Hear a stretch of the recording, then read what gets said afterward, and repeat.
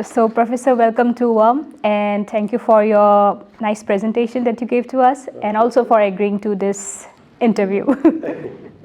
Professor Faist, your contributions to quantum optics and semiconductor physics, like particularly the development of quantum cascade lasers, have profound impact. You are also the recipient of several prestigious awards, including the Julius Springer Award for Applied Physics in 2019. And your works spans from fundamental physics to application-based. But every journey has its beginning, right? Mm-hmm. We would like to know what inspired you to pursue a career in physics, and how did you found yourself coming in quantum physics? In my case, okay, let's clear. My father was a physicist. That's why, of course, as a teenager, the first thing I said is I don't want to be a physicist, because you, of course, don't want to do what your father is doing. And then I realized, okay, yeah, if I'm honest with myself, that's the one thing I seem to be a bit doing better than the other things.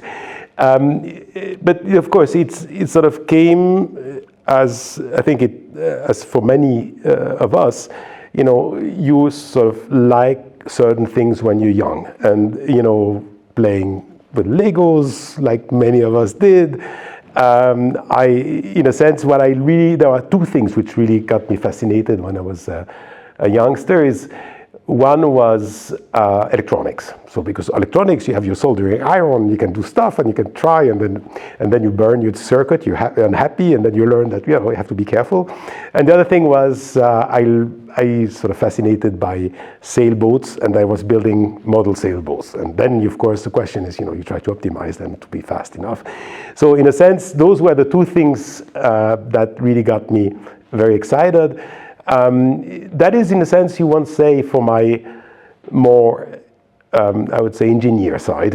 At the same time, it's clear that there was one thing which, at school, I got a revelation was geometrical. The geometry, Euclidean geometry, the fact that you can have a theorem, and that I found it fascinating, that you can prove something, and that was a revelation for me also. So in a sense, it really, in the end, came to those two things. On one hand, I always say that I'm kind of half an engineer, half a physicist, because in a way there is an aspect of myself where I really like building things that work in the end and that can be used.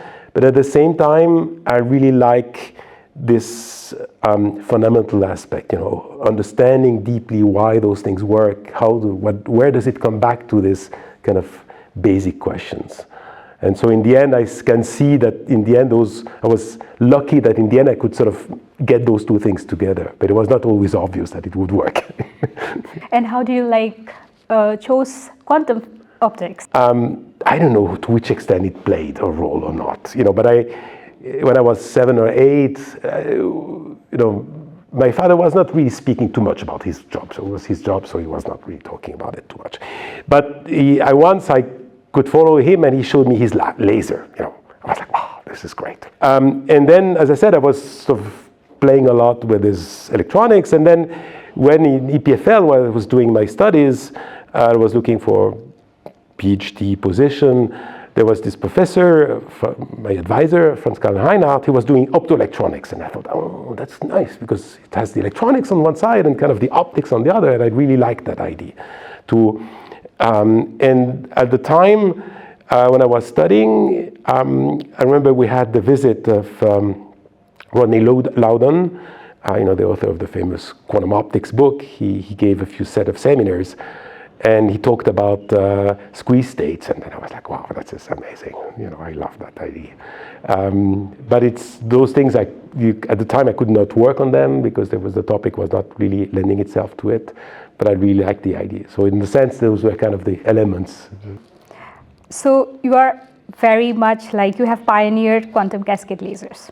So can you share us the story behind the invention and what makes it different from the previous laser paradigm? Yeah. So, this is of course it's a nice story because it was something that was absolutely not clear it would work, and also was about to quit physics at the time. Because I did a first postdoc in Zurich in the IBM Röschliken lab, and there I worked on this quantum hole and had done my PhD in optoelectronics, and that was actually, in the end, you might say, as a career path was a bit of a, disputable decision. I was not thinking too much at the time. I thought, let me do something else. That's cool. I like this idea.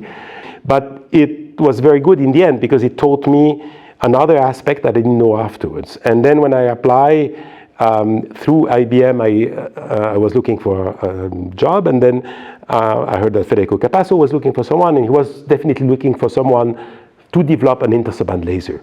And there, I vividly remember our interview, and of course the fact that I had done both the optics and the transport then became kind of a very positive aspect. And I remember he said, well, this is I have this project. He was not really very clear how we would do it, but he said, well, no one tried hard. And that really resonated with me because I said, well, that's a very good argument. You need to, those things, you need to try hard, and I was absolutely ready to try hard. But even though at the time and for the first year and a half, we're definitely trying the wrong way. And the idea was, of course, what people were thinking at the time, which was, you take a 3-level system, you try to optically pump it, and then you use the fact that 2 levels are closer, and if they are closer than the phonon energy, then you hope that lifetime is long, and therefore you can maintain an inversion, and then you would have an optically pumped laser, because everyone knows it's easier to make an optically pumped laser than an electrically pumped one. That was, of course, the understanding of the time, but it was, of course, completely wrong. I mean, the optically pumped intersuband laser was much more difficult to do than the electrical one. Sort of, despite the good advice I was given to publish papers and find something else, I sort of stuck on trying to do this laser, even though the time was running out, and trying with a completely different approach, which was electrical pumping in the minute thread. And in a sense, I had accumulated the tools during those 2 years, and it worked out. It worked out also because I did a measurement of the lifetime. For a laser, you have 2 important aspects. You need to know how much gain you have from the transition, and that, thanks to the work also of my colleague Carlos Sirtori, we understood that you could predict it well. The next point is how many electrons can you hold on there, and that is the lifetime. And the lifetime, of course, our model was saying initially the optically pumped laser should have lased, and it did not lase. So what is going on? And that's when, and said, okay, maybe we don't understand the lifetime. And then made another experiment, understood the lifetime, programmed it in a code, and then you can, if you have the code and you trust the numbers, you can start designing things. And that's basically how we got to the quantum cascade laser. It's very interesting. Yeah. Could you tell us if there are any fundamental limits to quantum cascade lasers, and do you see room for further improvements? The limits are mostly the material. What limits the quantum cascade laser is the quality of the interface between quantum wells, because that's a major limitation as you're trying to make the quantum wells thinner. And so it is a limitation, for example, when you try to make larger and larger photon energies, because there you need larger and larger transitions. And first of all, you're limited by the finite discontinuity in the conduction band or valence band of your materials. And then, of course, also any roughness of the interface plays a more important role. I think we tried really hard in these 20, 30 years of doing what we can do with engineering to overcome those limitations. Of course, if one could control, again, the fabrication technique, if you could do a quantum cascade laser based on quantum dots, that would be amazing, of course, but the technology is not there.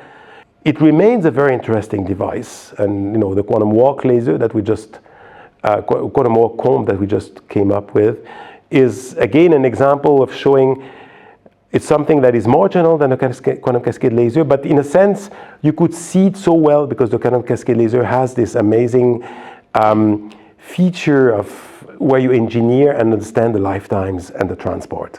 So it's kind of a very organized system, and so that allows you to go further even in fields that are not directly quantum cascade laser based, if you want. And in what emerging areas can quantum cascade lasers can be used? One very important feature would be to be able to make very small ones. Mm-hmm. Very small quantum cascade lasers that retain a good efficiency of a few percent, because those you could put in many portable systems to do sensing. And that's one thing that I have a postdoc is working and trying to do it, and I'm sure he's not the only one. But that's one of the things that I would say, in terms of the application, would have a huge impact. So today in your presentation, you talked about vacuum fluctuations and to control and tailor solid state phenomenon using it. Can you explain what is vacuum state and what are vacuum fluctuations and how do they influence atomic and solid state physics?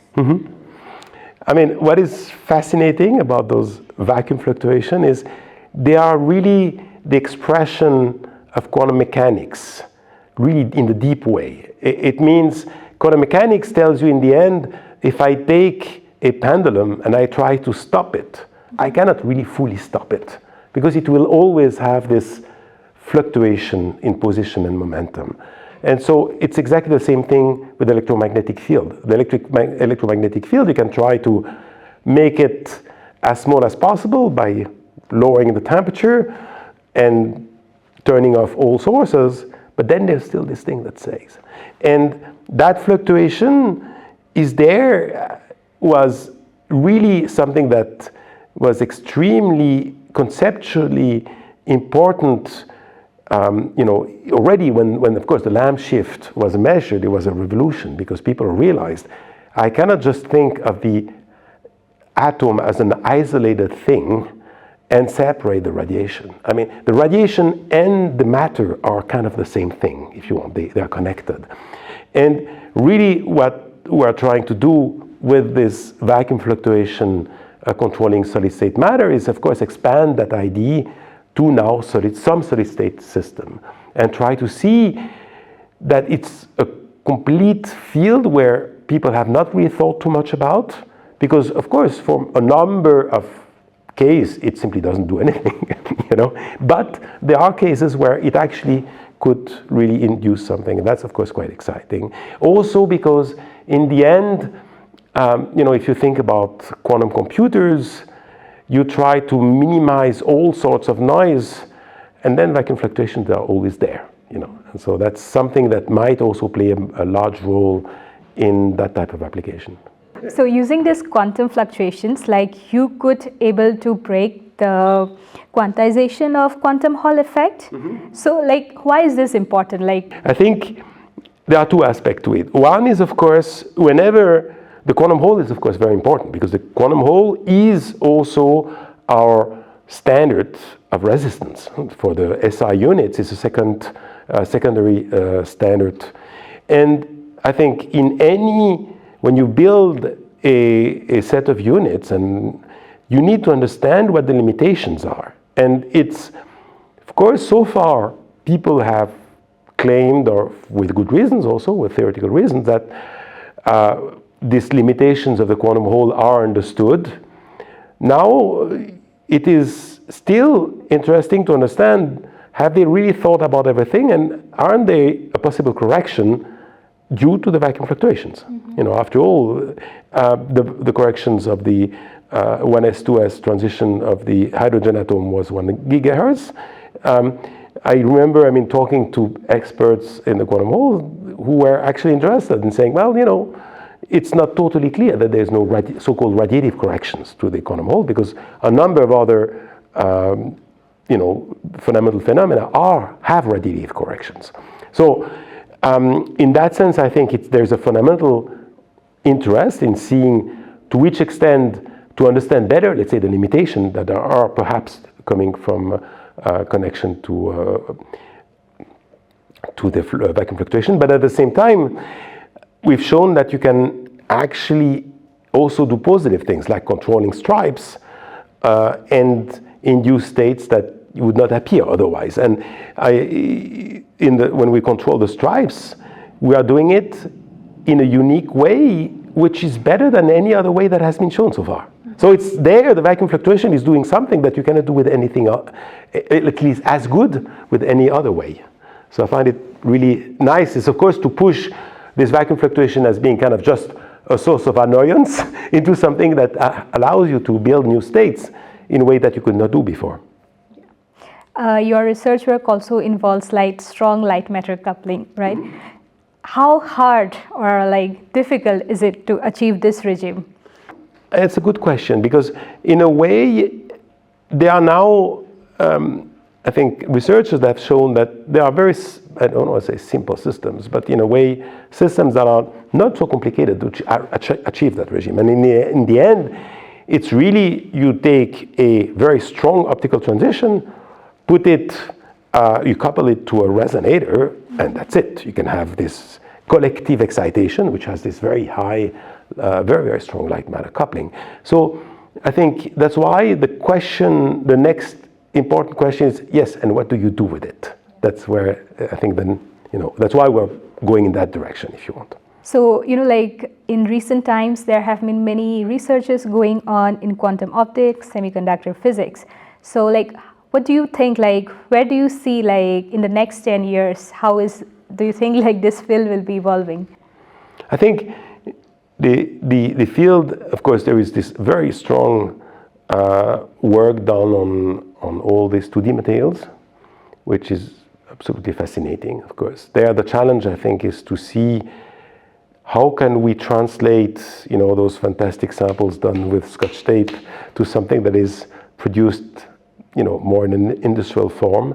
And I think quantum optics is going to stay. It's just too amazing. You can do things which are too cool. Yeah. And I think part of it is also because in the end, what we should never forget is that how do you get to the quantum? It's by making the classical so good. You see, what makes something quantum is usually when you can remove all the dissipation terms that were kind of classical. So if you think, why are, let's say, the optics at 1550 so rich? Well, because you can make those fibers that have basically no loss, and you can interact photons for so long. We can make now circuits on silicon photonics that have this amazing low loss. And so I see that there is really a lot of things that can be done because of that. And in research particularly, like not only I think like individual expertise, also like effective collaboration and leadership also matters, right? And since you yourself run such a big group, what do you think, like leadership like has made you more, like evolved you in your research? Or like, do you find that, it challenges you in some way? Of course, in a way, I always tell that the most beautiful aspect of our job as professors is really that you see PhD students evolve and grow up scientifically, and that's extremely rewarding. And of course, it's, if you want the best, for me, it's the best part of our job, is to try to, help those people get their scientific persona and maturity and evolve in their direction. And I think leadership is immensely important. We cannot sort of say how much it's important that as a community we live by our values truly, and that means definitely, making sure that you sort of that you really try to be honest with what you do and promote also the younger people. I think that's fundamental, and it's I've had really a lot of examples personally when I was a younger scientist of people who helped me or sort of really were at some key aspect of my career. They really sort of made sure that I could do what I wanted to do, or pushed me in the right direction, and that was of course extremely important for me. You see, like research is expensive, right? Like to do the things that people are doing, it takes money and also like time and patience. But in recent times we have seen like there are like cut down in research funds by countries or due to many reasons. Like, how do we motivate people or like the leaders and people in general, so that like, because research is important for the growth of humanity, right? So what do you have to say about this? This is a very good question. And I think, of course I have this faith that in a sense it's one of those activities that make you a human, in a way, because it's really about, understanding, about making a model and understanding reality and using that in a positive way. And so it is clearly associated with kind of with culture and as what makes a society worthwhile in a sense. And so I think it's important that we, of course, emphasize how research brings, if you want, something to humanity in practical ways, but I think we should not limit ourselves to that. I think the intellectual aspect and the fact that it helps us being a better society in general, I think also should be emphasized. And that's why also it's so important that as researchers we behave ethically, because I think that's where the added value is also for society. Thank you, Professor, for your time and everything. This was really nice talking to you. Yeah.